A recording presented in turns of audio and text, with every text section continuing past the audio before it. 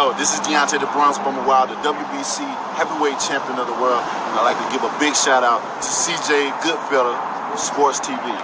Bomb Squad, baby. What's going on? Make sure you check out our new sponsor, Cell Phone Buyers Recyclers. They pay cash for smartphones and tablets.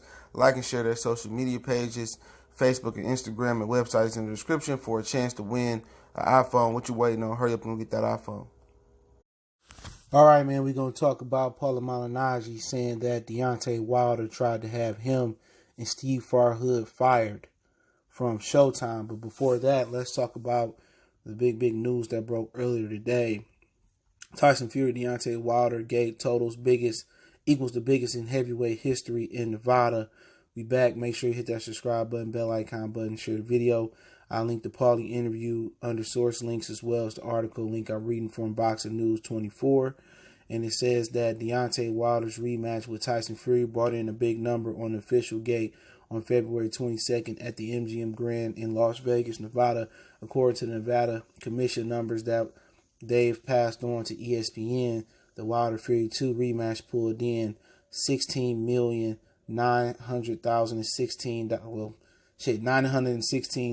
over 916,000, making it the suggested seller for the heavyweight fight in the history of Nevada. I don't know if that was a typo or whatever, but it goes on to say the previous gate high for heavyweight class in Nevada was in 1999 between Lennox Lewis and Evander Holyfield. That contest brought in over $830,000 at the gate. That was a fight between two proven heavyweights with star power. If that same fight were to take place today, it's likely the gate number would dwarf the Wilder Fury 2 rematch numbers. All right. They sold over 15,000 tickets, 15,210 to be exact, with only 84 comps given out for the Wilder Fury fight. And that's not surprising. Fans are really eager to see Wilder and Fury. Unfortunately, they go on to get an opinion. That's how Boxing News 24 is. And I was trying to pull up the ESPN article. So they saying they only gave away 84 tickets, and that's really good. Do I completely believe that number to be true? No, because there was no tickets left at those high prices. So either they lowered the ticket numbers or they gave some tickets out through the casinos and said it was purchased. Either way, it was a good number. Remember, this is heavyweight in Nevada, not in the UK, not in New York, not in California. This is in Nevada, and it was a really good pool. They brought in over $16 million. Obviously, with inflation, Evander Holyfield and Lennox Lewis probably would have came in a lot more, plus, with everything inflated, plus pay-per-view prices and money and taxes going up and all that type of things. But nonetheless, it was a big fight. But the difference probably is that the disappointing thing is that it disappointed at the pay-per-view box office. Obviously, probably Lennox and Evander did over $1 million, all right, in 1999. But the difference probably is that they didn't have to deal with so much piracy. You talking about piracy, you talking about people streaming on their phone, streaming it on the computer. Also, you talking about people at the bars watching it. So, well over 800,000 people seeing that fight. Well over 1 million. They estimate that over like 10 or 20 million people pirated it, So, they need to think about putting it on free TV. But, I think 800,000, 850, whatever they truly did, I think that's a good number for both of them.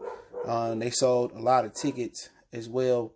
Over 15,000 tickets was they sold. So that's really good. I'm not sure exactly for a boxing event how much does the MGM Grand hold. They might say capacity is 16,000. They might have almost sold out.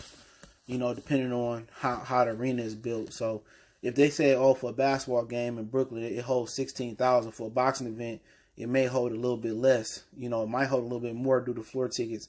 Not sure how that shake out, but, I feel that they could have did a lot more to get more out of this fight. I feel that they could have, did a docuseries like 24/7 and kind of put that HBO production together. Nothing have come close to the HBO production of 24/7. Not All Access, not Fight Camp, not, what they did with Tyson Fury on BT Sports.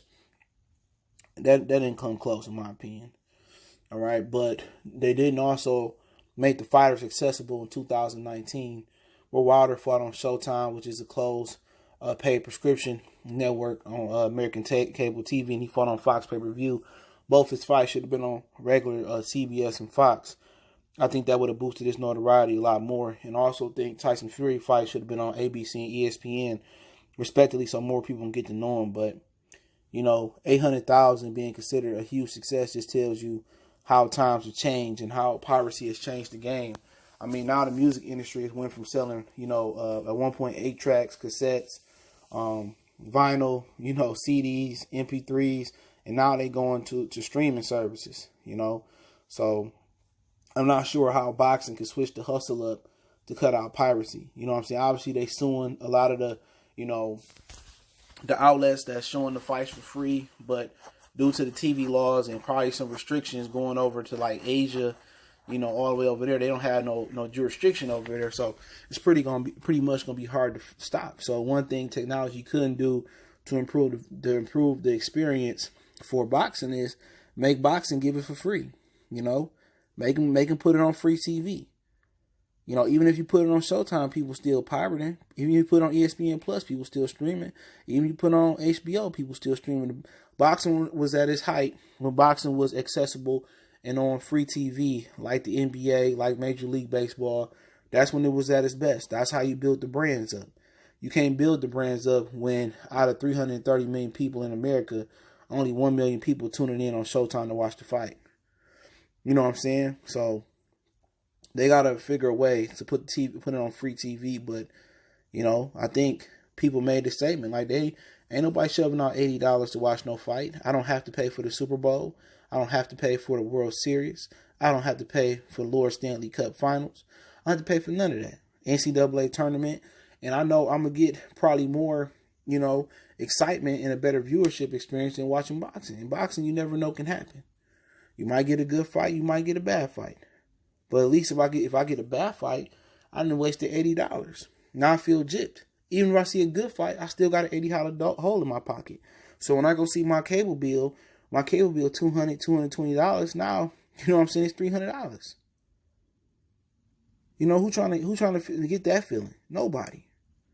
I think that was the most idiotic move boxing ever did, was taking boxing off free TV, put it on HBO, Showtime, and then put it on pay-per-view. None of the popular American sports, they put on pay-per-view. It's the reason why the Super Bowl is on free TV. But then again, they did very well in Nevada. Obviously, Floyd gonna let you know, I hold the gate. No, Money Mayweather, I hold the gate. I'm not a heavyweight, okay, Leonard, I ain't a heavyweight, but 16 million, that's nothing. Me and Manny Pacquiao did 50 million. You know what I'm saying? Me, Oscar De La Hoya, we did more than that. You add inflation, we doubled that. So, I'm still the king of Nevada, Las Vegas, okay? I'm still the king. Wilder, Fury, they still under me. You know what I'm saying? He's like, how Floyd is. He gonna let his voice be known. But let's talk about Paulie Malignaggi. He went on Sirius XM radio and did an interview. I linked that link in the description on the source link, and said that Deontay Wilder tried to have him and Steve Farhood removed because they said he lost to Tyson Fury in the first fight. And also, he told somebody in the media before Wilder Fury 2 that Wilder had blocked him from the festivities, okay? We know Wilder has some words about Tyson Fury hating on him. Paulie hating on him with the first fight with Tyson Fury. Paulie was open that he lost, and Steve Farhood said he lost. Mayweather said that he lost.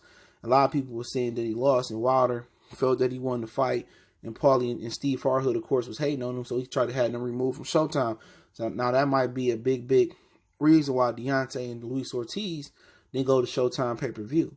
You know what I'm saying? Deontay Wilder letting the local dummy box community hype his head up.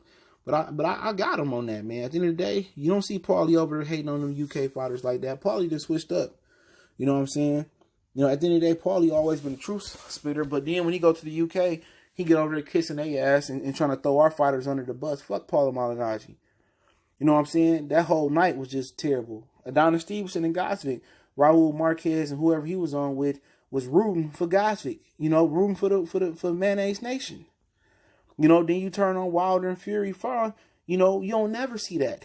You don't never see a completely any network I watch. You don't never see them going against the house fighter. And people say, well, you want Paulie Malignaggi and Steve Harhood to lie? Well, at the end of the day, let me know when, when somebody else of non-color in there and they capping for them. You know what I'm saying? Let them tell the truth about them. Paulie sit here and he sit there and go over there and lie and go do Sky and say how good the talent is over there. Get the hell out of here. When it comes to Deontay Wilder, he's so all of a sudden so truthful and stuff of that nature. You know what I'm saying? Deontay should have invited him and should have did to this day on that nigga, man. And that's just my humble opinion on the situation, man. I just, I know Paulie feels some type of way. I was just telling the truth, but you sports motherfuckers, commentators, they didn't turn to HBO. They ain't always tell the truth. And Showtime then became the new HBO. They don't always tell the truth. Tell me I'm lying. You know what I'm saying? They sit there and they lie just like any other one. But it came to Deontay and Adonis Stevenson, two of the darker colored brothers in the sport. All of a sudden now, they become true spitters. You know what I'm saying? I can't even listen to Showtime no more. Showtime had good commentary. As soon as HBO left out, man, all of a sudden they then became the new HBO, like they transferred souls. Paulie then became fucking Jim Lampley and Steve Farhood as Larry Merchant. Real talk, I'm just keeping it 100. Deontay had a right to feel that way because they wouldn't have did that to Tyson Fury when he got the shit beat down by Otto Wallin. Wasn't nobody saying, oh, they should have stopped it on cuts, and they wasn't sitting there rooting for the nigga to lose. Hell no.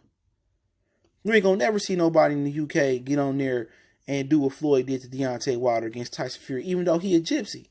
And they didn't even treat him like he's from the UK until he beat Deontay Wilder. When he beat Klitschko, or before that, he wasn't even nobody's favorite fighter. You know what I'm saying? And that's the God honest truth. But, Paulie want to sit here and say, he should have had me fired from Showtime. And hey, don't worry, man. Showtime going right down the drain. Al Heyman going to do exactly what he did to HBO. Suck the life out of HBO, suck the life out of Showtime, and go somewhere else. So, Paulie, you're going to be working at Sky full time. But Paulie did get into some intellectual stuff saying that Deontay Wilder team hyped his head up thinking he won. He got a whole bunch of yes men around him. And ain't nobody tell him that he got away with one. He need to do something different. Of course, he didn't switch nothing up. He thought he was about to come in there and throw that jab right hand and win the fight. So he really thought he won the first fight. And he did. Credit to Paulie. He did come in with that mentality that he didn't need to make no adjustment. That he felt like he did enough the first time to do it again. And Tyson Fury made all the adjustments like he lost. And, that's one of the reasons that he won. So, I agree with Paulie on that point. But, like I said, man, Paulie just got too many UK tendencies, man. Just stay over there at Sky. Real talk, Paulie be sounding totally different. He be biased towards the UK fighters over there. This, that, and the third. Then Sky about to be out of boxing. Other than the UK shows and Anthony Joshua fights, after 2021 it's going to be the zone. So we're probably going to hop over to the zone and work with Sergio Moro, Chris Minix, and Brian Kenny. You know what I'm saying? But they ain't going to fire no Paulie Malignaggi. I'll tell you this right now. They not going to fire no Paulie Malignaggi over no Deontay Wilder.